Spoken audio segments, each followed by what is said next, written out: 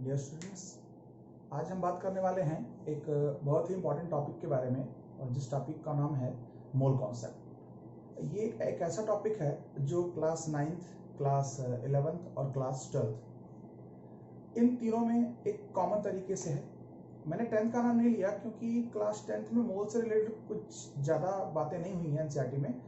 तो हम एक जनरल व्यू में एक टॉपिक डिस्कस करते हैं जो 9th क्लास के लिए, 11th क्लास के लिए, 11th क्लास में some basic concept of chemistry, और क्लास 12th में जो कॉन्सेंट्रेशन की टर्मिनोलॉजी है, या मैं कह लूँ जो सॉल्यूशन का सेकंड पार्ट बनने वाला है, उसके लिए काफ़ी इंपॉर्टेंट है। तो इस टॉपिक को अच्छे से क्लियर करें। ये बेसिक कॉन्सेप्ट आपके बेसिक फंडों को क्लियर करेगा। इसकी वजह से आपको केमिस्ट्री में आने वाले टाइम पे काफ़ी अच्छा परफॉर्मेंस आप खुद कर पाएंगे, ऐसा आपको खुद दिखेगा। तो आइए स्टार्ट करते हैं। मैंने आज किसी क्लास का नाम नहीं लिखा हुआ है, तो ये जनरल व्यू में एक केमिस्ट्री का टॉपिक है जो किसी भी क्लास के बच्चे के लिए सफिशिएंट होगा। और इसको डिस्कस करने के पहले मैं आपको एक चीज बताना चाहूंगा कि आप 1 to 30 एलिमेंट्स, 1 से लेकर के 30 तक जो एलिमेंट्स हमें गिवन है या आपके पास कहीं से भी मिल जाते हैं, तो आप उसके एटॉमिक वेट्स को आप क्लियरली, कंप्लीटली अच्छी तरीके से लर्न करें। आपको हर एक एलिमेंट का मॉलिक्यूलर वेट बहुत अच्छी तरीके से मालूम होना चाहिए, या मैं कहूँ एटॉमिक वेट आपको क्लियर होना चाहिए। किसी भी कंडीशन में आपसे कुछ भी पूछा जाए आपको तुरंत आना चाहिए। अगर ऐसा आप करने के बाद इस वीडियो की हेल्प से अगर आप मोल के प्रॉब्लम सॉल्व करोगे तो आप देखेंगे कि आपको बहुत ही ज्यादा कम टाइम लगेगा मोल के प्रॉब्लम को सॉल्व करने में। तो आइए डिस्कस करते हैं मोल्स।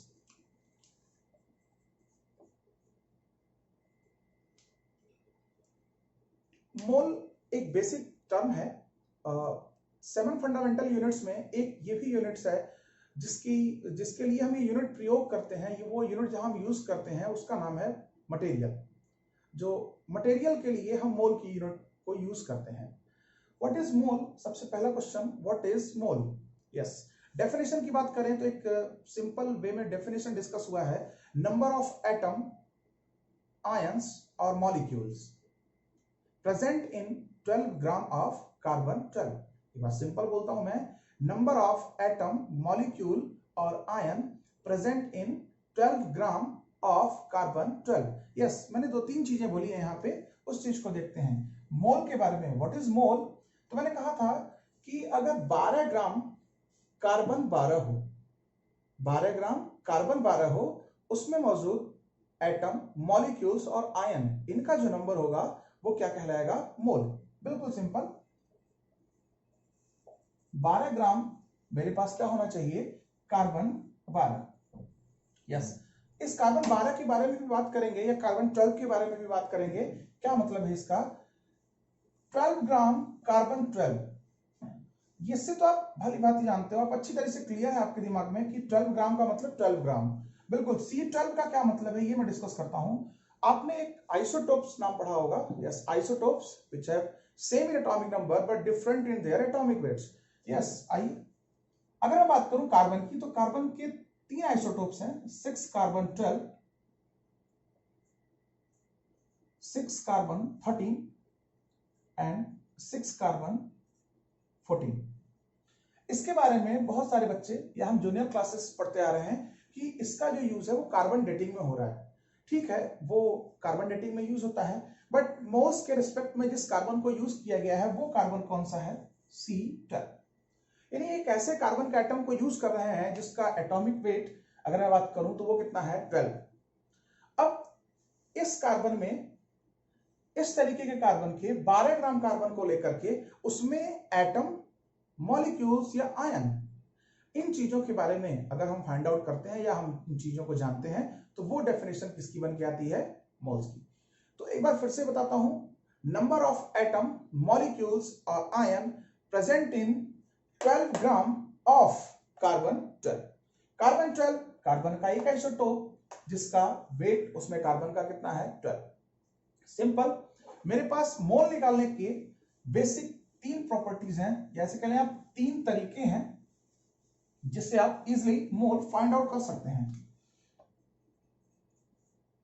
बिल्कुल 3 है, इससे अलावा होंगे भी और आपको जरूरत भी नहीं पड़ेगी, ऐसा मेरा विश्वास है। तो आप इस पे फोकस करें। 3 तरीके हैं। फर्स्ट मेथड है या फर्स्ट फॉर्मूले हम कह लें, weight of substance upon molar mass. Weight of substance upon molar mass. जो भी सब्सटेंस गिवन है उस सब्सटेंस को आप उसके मोलर मास से डिवाइड कर दें, आपको मोल का नंबर फाइंड आउट हो जाएगा। कैसे? एक बात जरूर ध्यान रखें कि ये जो वैल्यू होगी ये किस में होगी? ग्राम में। यानी जो वेट होगा वो वेट को आप हमेशा किस में कैलकुलेट करेंगे? इन ग्राम।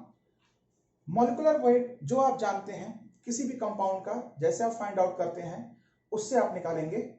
जो मैंने 1 से 30 तक इंपॉर्टेंस बताया था मैंने एलिमेंट्स के एटॉमिक वेट का, उसका यूज आपको यहां पे करना होगा। अब क्वेश्चन में अगर वेट गिवन है, ग्राम, मिलीग्राम, किलोग्राम, डिफरेंट वेज में किसी भी तरीके से गिवन है, आप उसको किस में कन्वर्ट करेंगे? ग्राम में। और फाइनली उसको आप किससे डिवाइड करेंगे? मॉलिक्यूलर वेट या मोलर मास से। जैसे आप डिवाइड करेंगे आपको क्या मिल जाएगा? मोल। सेकंड फॉर्मूला है N अपॉन Na। इसमें 2 चीजें बतानी है मुझे, एक तो N और एक Na। N means number of atom, molecule और आयन। N क्या है? वो नंबर होगा जिसमें क्या क्या होंगे? एटम भी हो सकते हैं, मॉलिक्यूल्स भी हो सकते हैं और आयंस भी हो सकते हैं। तो आपको ध्यान रखना है N यहां पे क्या है? एटम, मॉलिक्यूल या आयन, तीनों में से कोई भी हो सकता है। Na एक जनरल टर्म है, Na जिसको सभी बच्चे जानते हैं, एवोगैड्रो नंबर। ये क्या है? Avogadro number. बिल्कुल सभी को ध्यान रखना है यहां पे। और एवोगैड्रो की एक वैल्यू फिक्स होती है 6.022 या 23 into 10 to power 23। 6.02223 into 10 to power 23। एक बात ध्यान रखें, इसको कहीं पे, जैसे अगर आप बोर्ड्स के अकॉर्डिंग पढ़ाई करते हैं बिल्कुल ध्यान रखें, लेकिन अगर आप थोड़ा सा कॉम्पिटिटिव वे में बात करें, या अब मैं कहूं कि सीबीएसई ने 20 क्वेश्चंस का एक ऑब्जेक्टिव पैटर्न इंक्लूड किया है इस सेशन से, तो वहां पर अगर आपको ऑप्शनल क्वेश्चन, अगर ऑब्जेक्टिव क्वेश्चन आते हैं तो आप इन कैलकुलेशन से थोड़ा सा बचने की कोशिश करें। उसके लिए एक तरीका हम बना रहे हैं, इसको अप्रोक्सीमेट करने का। 6 इंटू 10 टू पावर 23। आप जब कभी भी डिवीजन करें, अगर क्वेश्चन ऑब्जेक्टिव हो रहा है तो आप इतना डिफिकल्ट कैलकुलेशन करने से बचें, क्योंकि हमारे पास हमेशा 4 ऑप्शन मौजूद होंगे ऑब्जेक्टिव क्वेश्चंस में, और हमें एक करेक्ट ऑप्शन चेक करना है, हमें बस उसको बताना है। तो आप इतना डिफिकल्ट कैलकुलेशन करने से अच्छा है कि आप एक नॉर्मल ट्रेड में 6 इंटू 10 टू पावर 23 से आप डिवीजन करें। एन यहां पे क्या है? एटम, मॉलिक्यूल और आयन। Na की जो वैल्यू है वो वैल्यू याद रखें। बिल्कुल मेरी तरफ से एक और एडिशनल इंफॉर्मेशन है, मैं ये कहना चाहूंगा, आप Na की वैल्यू बिल्कुल याद रखें, लेकिन आप 1/Na की वैल्यू भी याद रखें। कभी कभी क्वेश्चंस में कुछ कैलकुलेशंस ऐसे होते हैं जिसमें हमें केवल सिंपली बस Na से डिवीजन करना होता है और मुझे उसकी वैल्यू चाहिए होती है। वो वैल्यू अगर आप सॉल्व करेंगे तो आपको टाइम लग सकता है, आप इसकी वैल्यू भी साथ रखें। तो ये आपके लिए एक क्वेश्चन बना मेरा, मैं इसमें ये चीजें डिस्कस नहीं करता हूं, आप इसको खुद निकालें और मुझे बिल्कुल कमेंट बॉक्स में बताएं कि 1/Na की वैल्यू कितनी होती है।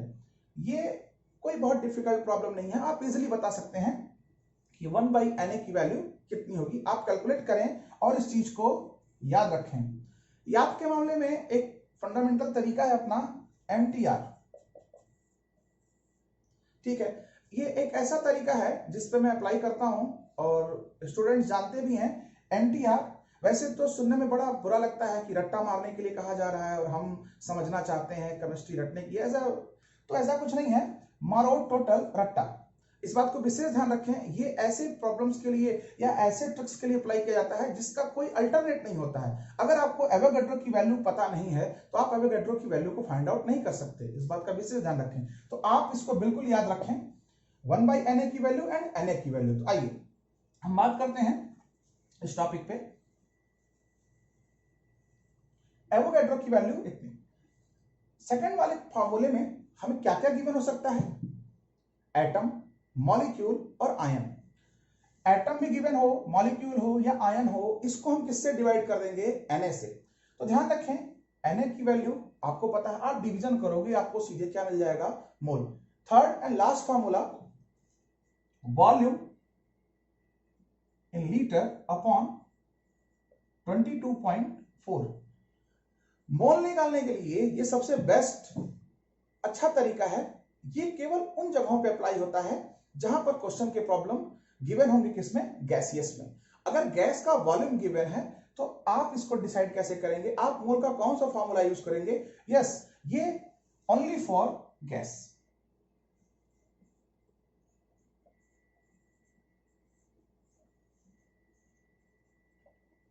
Only for gas. इस फॉर्मूले में एक सबसे अच्छी बात है, इस फॉर्मूले को लगाने के लिए जो एग्जामिनर या क्वेश्चन जो जहां से बनता है, उन क्वेश्चन को सॉल्व करने के लिए आपको सबसे अच्छा हिंट मिलता है। एक तो गैस के बारे में आइडिया दिया जाएगा, दूसरी बात आपको क्वेश्चन में जरूर मेंशन किया जाएगा NTP and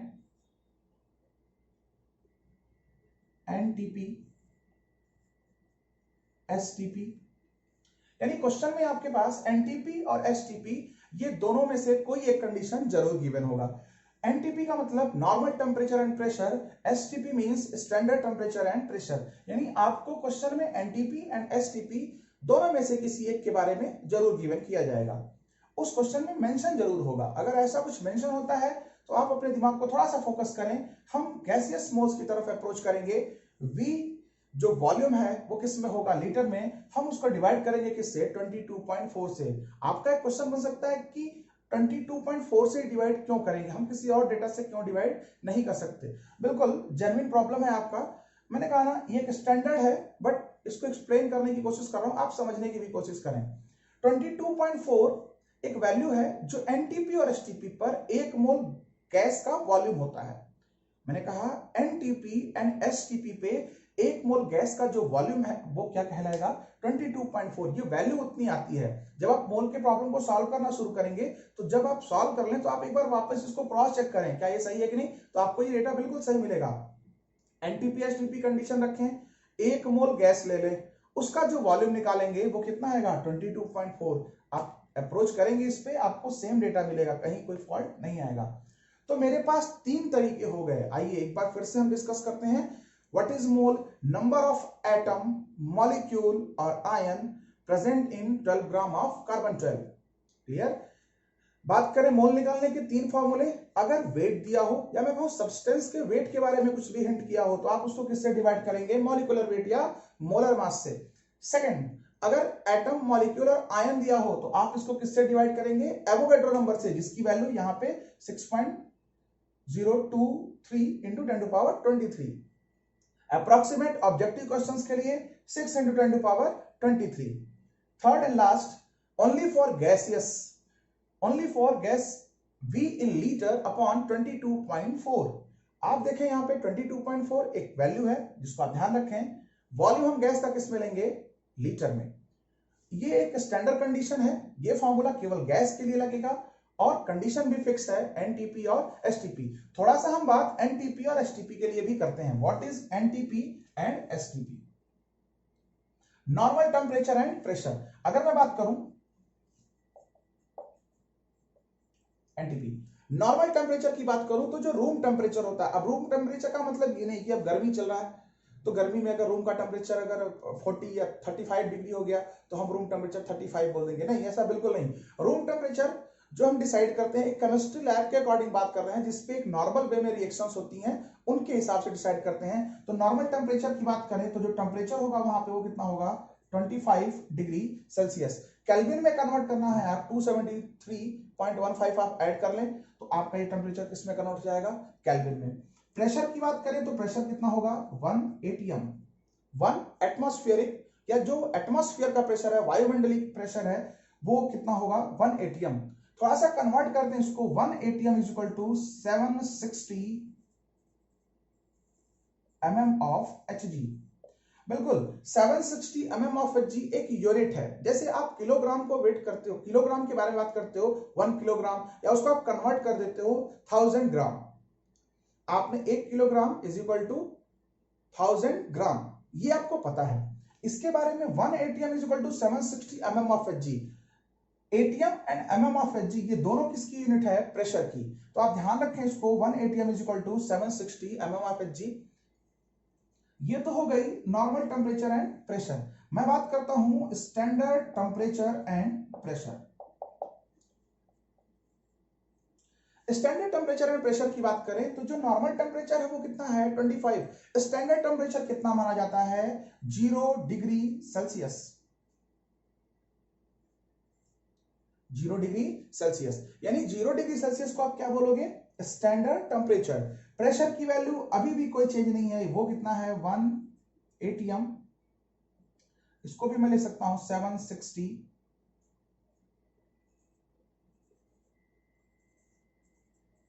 mm of Hg। बिल्कुल, ये सारे पॉइंट्स आप याद रखें। अगर आप इसको याद रखते हैं तो ये आपके बड़े काम की चीज है और इससे आपको काफी हेल्प मिलने वाला है। तो ये हो गई बात एनटीपी और एसटीपी की। मोल्स वाले प्रॉब्लम को सॉल्व करने के लिए आप इन फॉर्मूलों का यूज करें, आपको कंप्लीटली सॉल्व करने को मिल जाएगा।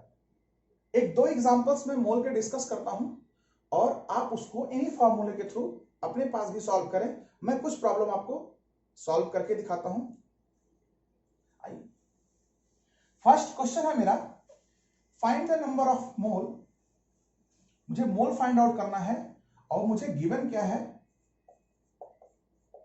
50 ग्राम calcium carbonate. Find the mole of 50 gram calcium carbonate, यानी 50 ग्राम कैल्शियम कार्बोनेट गिवन है और क्वेश्चन में पूछा गया है कि आप इसके मोल को फाइंड आउट करें। यस, आइए, क्वेश्चन में क्या गिवन है?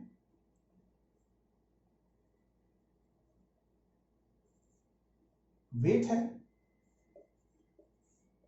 50 ग्राम, कंपाउंड का नाम या जो सब्सटेंस दिया हुआ है वो क्या है? Calcium carbonate. अब आपको जरूरत पड़ेगी मॉलिक्यूलर वेट की। देखिए यहां पर वेट दिया हुआ है, वो भी कितना है? 50 ग्राम। तो मैं मोल का एक जनरल फॉर्मूला लगाऊंगा। मोल क्या है? वेट अपॉन मॉलिक्यूलर वेट या मोलर मास। वेट कितना है? 50 अपॉन, यस, कैल्शियम कार्बोनेट का मॉलिक्यूलर वेट। मैंने कहा था आप 1 to 30 एलिमेंट्स के एटॉमिक वेट को याद रखो। अगर आपको याद है इसका मॉलिक्यूलर वेट, आपको इजीली आ जाएगा। कई बच्चों को तो ये डायरेक्ट याद रहता है, बहुत सारे बच्चे ऐसे हैं जिनको ये चीजें याद रहती हैं क्योंकि उन्होंने डिटेल में पढ़ा हुआ है 9th 10th में या ऐसे भी। अगर नहीं भी आता है तो आप एक बार देखें, आप 1 to 30 एलिमेंट्स को याद रखें, आपको ये चीजें बहुत ईजी लगेंगी। बात करता हूं मैं कैल्शियम। कैल्शियम की वेट की बात करूं तो वो कितना होता है? 40 प्लस कार्बन के एटम कितने हैं? 1, वेट कितना होगा? 12 प्लस ऑक्सीजन के एटम्स कितने हैं? 3।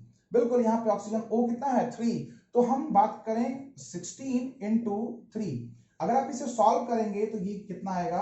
100। आप सॉल्व करके देखें ये टोटली कितने आएंगे? 100। तो ये आ गया मेरा क्या? मोलर मास मैंने रखा।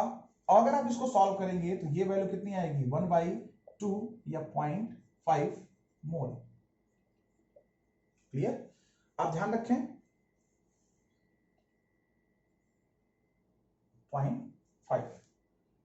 यस, तो अगर क्वेश्चन में सिंपली वेट गिवन है तो आप मोल निकालने के लिए इन फॉर्मूलों का यूज कर सकते हैं। आप इस पे बेस्ड और प्रॉब्लम की प्रैक्टिस कर सकते हैं, एनसीईआरटी के प्रॉब्लम को सॉल्व कर सकते हैं। दूसरा, अगर सेकंड फॉर्मूले की बात करूं, अगर आपसे मैंने क्वेश्चन पूछा कि आप मोल फाइंड आउट करिए, एक और प्रॉब्लम, आपको मोल फाइंड आउट करना है। एक गिवन सॉल्यूशन है,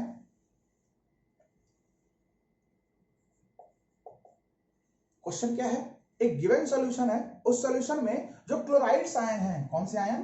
क्लोराइड्स आयन। इनका जो नंबर है वो कितना है? 3.01 इंटू 10⁶। इतने क्लोराइड्स आयन गिवन है। एक सॉल्यूशन है उसमें इतने क्लोराइड्स आयन हैं, तो आपको बताना है कि कितने मोल्स क्लोराइड आयन के हैं।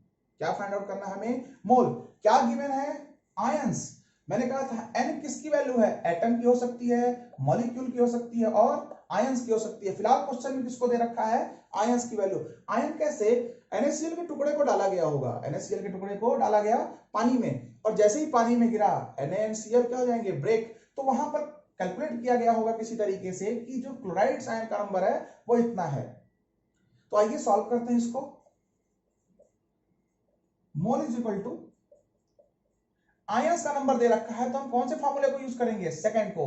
आइए n अपॉन Na, n की वैल्यू कितनी है 3.01 इंटू 10⁻6 अपॉन 6.02 इंटू 10⁻23। मैंने डेटा ऐसा लिया हुआ है कि वो इजीली कट जाएगा, आप काट के भी दे सकते हैं। 2 टाइम्स 1/2 इंटू, इसे आप ऊपर करें, ये -23 और ये 6।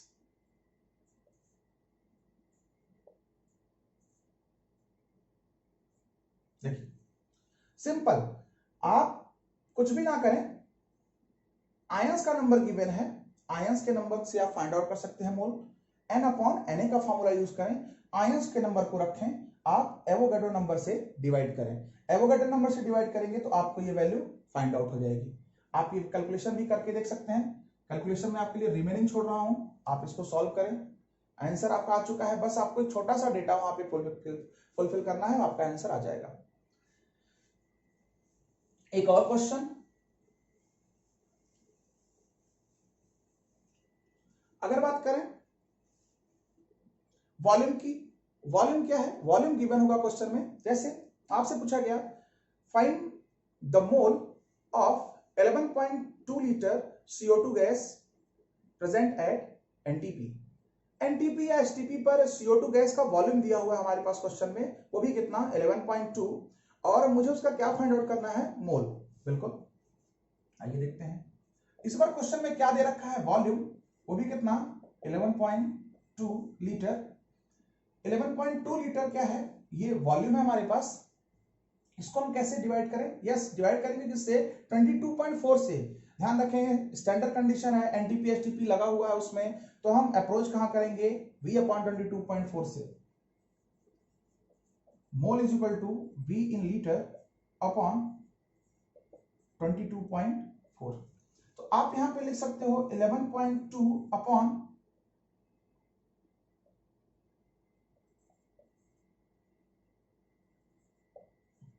22.4। आप इसको डिवाइड करें, आंसर कितना आएगा आपका 1/2, या बोल सकते हो कितना 0.5। यानी आपका जो आंसर आ रहा है वो कितना आ रहा है 1/2 मोल। डेटा कुछ भी हो, कैलकुलेशन आप इजीली तरीके से करें। ध्यान रखें 3 तरीके हैं, इससे इसके अल्टरनेट कोई तरीका नहीं है मोल निकालने का। आप इन तीनों से किसी भी तरीके के मोल के प्रॉब्लम को सॉल्व कर सकते हैं। तो फिर आप मोल को रिकॉल करें एक बार आगे के बारे में। अब इसके आगे हम कॉन्सेंट्रेशन को डिस्कस करेंगे, जो कि एक कॉमन टॉपिक है 9th क्लास के लिए भी और 12th क्लास के लिए। ठीक है, मिलते हैं अगले वीडियो लेक्चर में। ठीक है, थैंक यू।